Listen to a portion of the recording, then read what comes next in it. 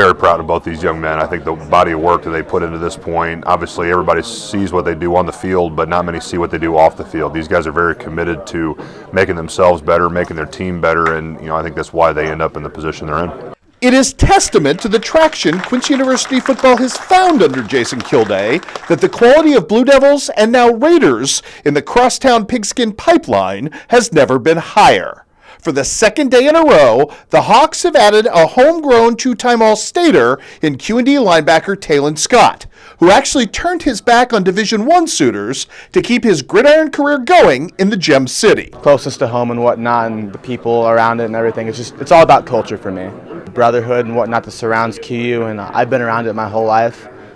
Staying close to home would be nice too, and honestly, I think Coach Kilday is just doing a great thing with the program, and I might want to be a part of it. It's such a privilege to get to coach players like Taylin Scott, who, again, does everything that we ask him to do, and it does it to the best of his ability.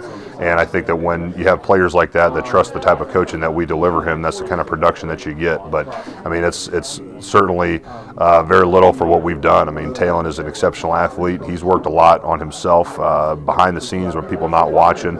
And it's, really the challenge is going to be replacing 416 tackles. We're a lot that's moving out the door right now. But I think what he's done for the future of our program, showing guys the way and how he's done it, I think is going to keep paying dividends for us for years to come. Ivan Hoon's senior season breakout at running back also fits a mold and helps infuse the QU running back room with the exact kind of ground and pound ethic the Hawks are seeking to cultivate. It was close to home. It just really felt like home. I want to thank my mom and my dad, even though my dad's not here, that he was a huge part of my decision just to stay home. Ivan's been the first 1,000-yard running back that we've had in quite some time, and again, that didn't happen by chance. Ivan has a gift for playing running back. He's very strong. He's got good ball skills and really just hits the gap and goes 100 miles an hour. I think what's scary about a guy like Ivan is that he's not even reached close to reaching his potential yet.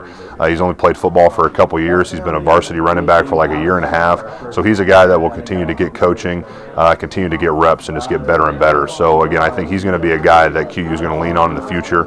I think that they're going to have a stable of running backs in there that they can put guys in. But I mean, Ivan, just what he's been able to do for us, again, it's 1,000 yards is graduating. We got to replace that some way, somehow. But he's a guy that, we want to try to replicate for years to come. I think that what Coach Kilday is doing at QU right now is exceptional. I think that when you can sign guys like Taylin Scott, Ivan Hoon, Braden Little, Eli Gennebacher, I think that you're able to do that because, the culture that you're building and you're obviously winning.